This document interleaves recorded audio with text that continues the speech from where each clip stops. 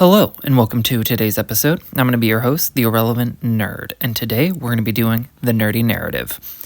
Today's show is pretty much all about high fantasy in some form or another.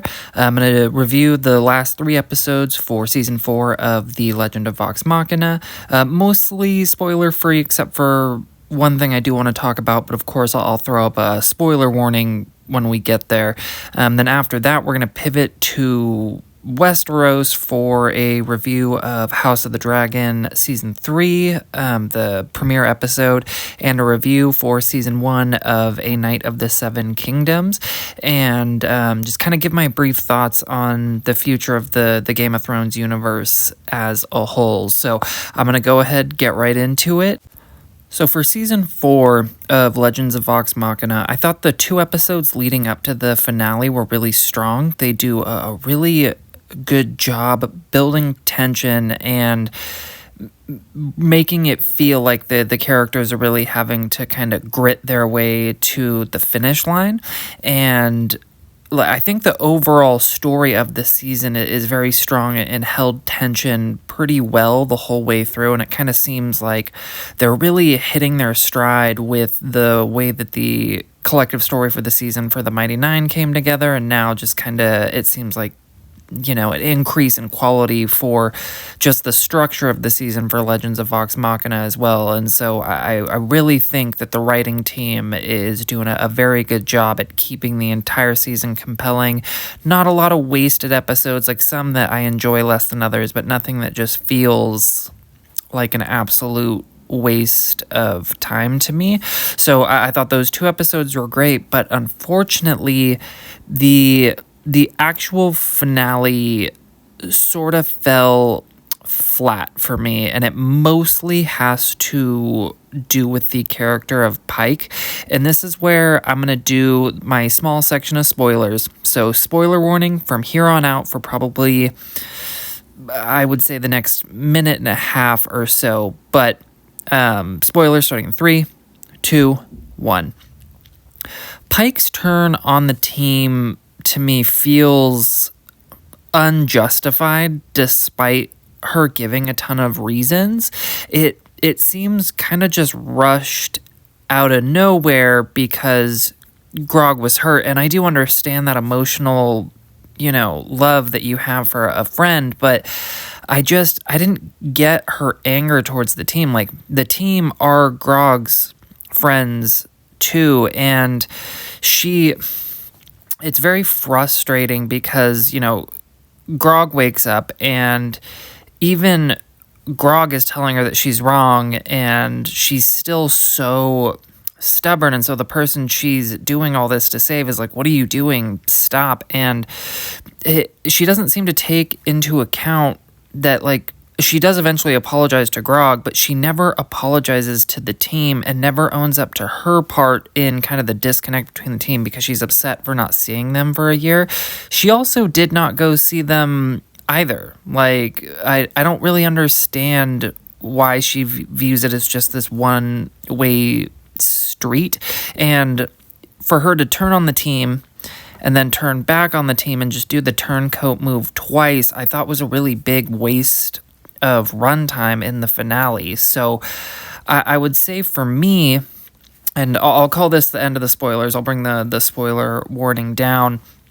The actual finale episode itself it's not terrible, but because of everything that I just mentioned, I think the finale is a 7.5 out of 10, and I really only give it that high of a score because I'm excited about what it sets up for the next season. I think it does a really good job, getting you excited for what's coming next.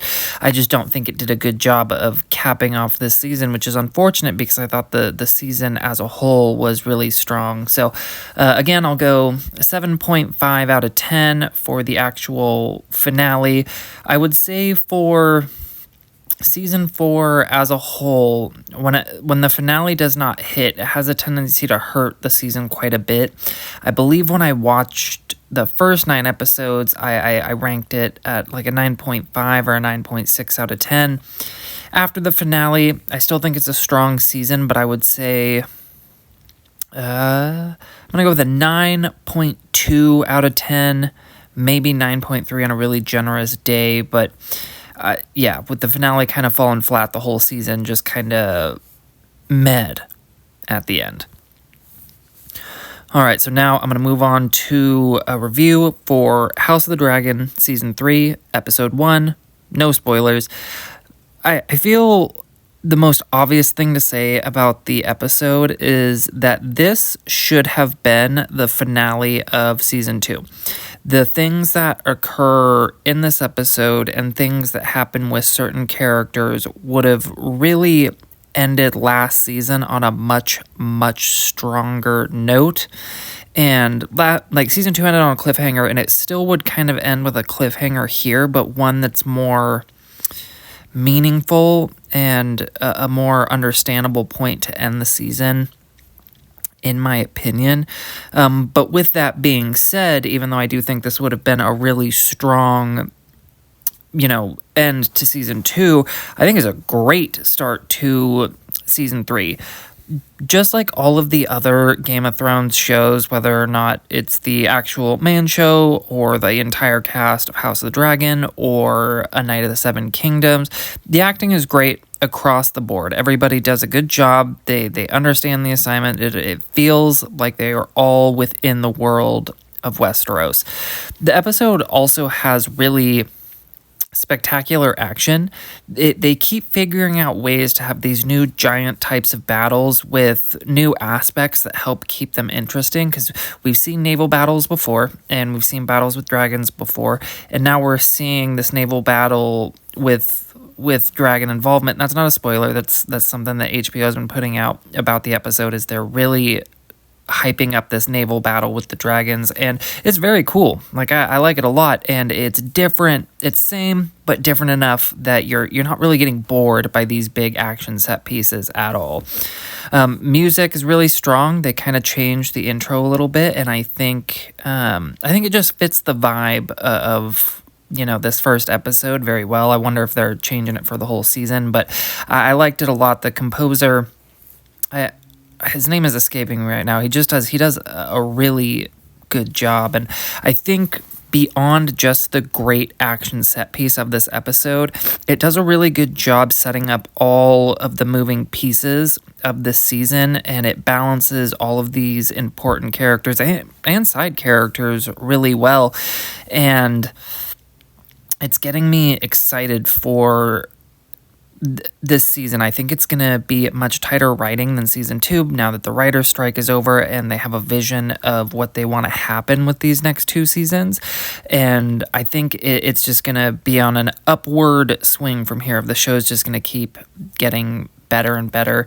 And of course, the one thing that these Game of Thrones shows do really well is just that gut punch feeling of seeing messed up shit happen to characters that you like, and it kind of brings that feeling of, why do I like watching this? Like, I got to the end of this episode and I was kind of depressed for all of the characters involved, and I had that thought of, like, why do I enjoy this? And I couldn't think of an answer, but I do, and I'm definitely going to be checking out next week's episode. But I think for a start for a season, very strong. I'm going to go 9.5 out of 10, and really the only reason that it's not a 10 out of 10, I can't go into it directly because of spoilers, but there are some characters that make some decisions that do seem a little out of left wing and are frustrating. Like, I can see where they're going to try to go with some of these characters, but it seems kind of out of nowhere the way that it's done in this episode. So 9.5 out of 10, but I do think this season is going to get better and better as it goes along. Okay, moving along to A Night of the Seven Kingdoms. Weirdly, this is the show that I was most excited to talk about this episode. I had heard good things when the show came out. It was getting good reviews from critics and fans, and I had a few friends tell me that they had really enjoyed it. And I just finally came around because I was in the mood with the premiere of House of the Dragon. So I checked it out, and I really think that this show is exactly what the Game of Thrones universe needed. It gives you the show gives you a character to root for who's actually good, not just the least evil or the one who has the most right to the throne or anything like that, but just a character who's actually good, like an actual good man who wants to do good things as a knight of the realm, because that's what they're supposed to be. And so he's a really easy character to root for, and the show is unexpectedly hilarious. Like, it's not just kind of funny. There are moments that are laugh out loud hilarious, but the comedy weirdly fits the world of Westeros. The show still has those gut punch moments and the intense violence and gore, and it contrasts super well with the comedies, because you'll be laughing, enjoying these characters, and then something happens that reminds you, be like, hey, this is a Game of Thrones show. And so the tone plays off of itself very, very nicely. And the main character's name is or Sir Duncan. And he gets a squire whose name is Egg, and Dunk and Egg have fantastic chemistry. The child actor for Egg does a great job. Like, I'm always impressed by child actors who actually seem to know how to act. He does a really great job, and their chemistry together is a lot of fun. But overall, it's just a really fun cast of supporting characters. Like, everybody does a good job. The acting in these shows always good, but the characters themselves are a lot of fun, and they have tie-ins to these families that you know so much about, and hints at the lore that you've heard so much about, and it is just a perfect tie-in show. And the entire show takes place over a tournament. It's like 4 to 5 days or something like that. It's basically very similar to the movie A Knight's Tale. Of this knight goes to this tournament trying to prestige himself up and be legitimized in the eyes of like the highborn lords and all of that. And it just works. The combination works. And the fact that it's all in one location about mostly just this one guy and one concise stories, it's very easy to follow.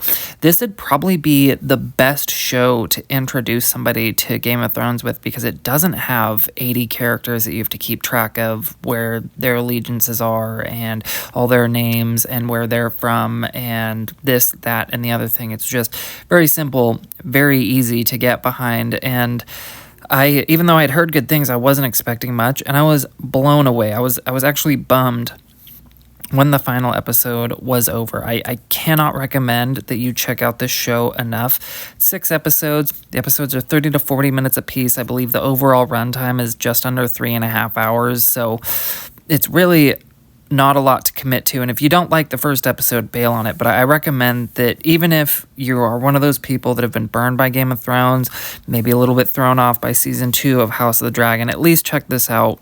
A Knight of the Seven Kingdoms is worth your time. I have almost no gripes. The only thing I would say is that some of the comedy does fall flat, but that's not going to be true for everybody else, because comedy is subjective. So for me, this first season, because they've confirmed that we're going to get more, it's a 9.8 out of 10. There's really not a lot that I would change here, and I am super pumped for more of this guy's story and just to see these characters doing their thing.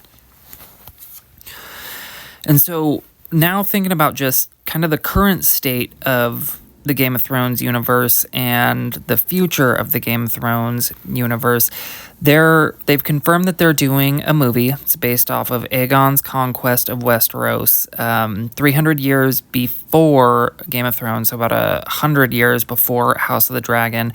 And I think that's the perfect movie to do if you want to do a Game of Thrones movie, because it's going to have all of these big epic scale battles with all these giant dragons and a conqueror who's coming in to, have this kingdom bend the knee under him. And the Targaryen bloodline, I like going farther and farther back, because it's just interesting to see their connection with the dragons and how the world views them. In particular, in A Knight of the Seven Kingdoms, it's about 100 years before Game of Thrones. There's no dragons at this time, and people's opinion of the Targaryens is extremely varied.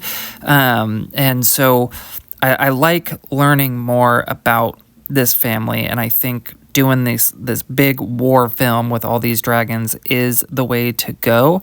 And I think the fact that a lot of these shows that they've been doing after Game of Thrones, as well as this Aegon's Conquest movies, they're already picking from finished material. They have to fill it out, pad out the runtime a little bit, but knowing where you start and end seems to be super, super helpful for them. And so I think the quality of the shows now shows that the universe is still strong and can tell good stories, and the movie they're doing, I think, is the right choice. So I think the future of Game of Thrones is in good hands. They've shelved the Jon Snow show, which I do think is the right move. I think it's still too close to the finale coming out and just being received too poorly to continue the story on at this time. Like, maybe do it in the future. Maybe do it with Arya if she's adventuring far enough outside of, like, the main 7 kingdoms. You could do it that way, but I think shows being good, right direction for the movie, canceling the shows that shouldn't be done. I think it's all going to be good going forward. It really seems like they know what they're doing and they have a good plan in place. Of course, these are just my thoughts. I would love to know yours down below. What'd you think of Season 4 of Legends of Vox Machina? What'd you think of the finale? Am I being too harsh on it? Where are you at with House of the Dragon? Did you bail part of the way through Season 2? Because admittedly, I stopped watching for a couple months and had to come back and sort of force myself to finish it. And I didn't hate the end of Season 2, but I can understand why people were really sort of turned off. But I feel like you can tell that a lot of it did come from the writer's strike, and that's over. So I promise you, come back. We're hopefully in good hands. It seems like it's going to be a good time going forward. And then, yeah, if you're one of the people who've seen A Knight of the Kingdom, let me know, what you think. Am I being way too high? Am I just being optimistic because it was good from start to finish? I don't know. Let me know. I want more people to watch it. So if you've loved it, put it out there. Let other people know, and hopefully we just keep getting more high quality content like this. But that is it for this week. Next week, I'm going to be talking about episode 2 for House of the Dragon season 3, as well as the premiere for X-Men 97 season 2. And then I'm going to be reviewing the very large sci-fi novel To Sleep in a Sea of Stars, because I just finished that recently and had some thoughts. So I'll be very excited to put that out, and I'll see you guys in the next one.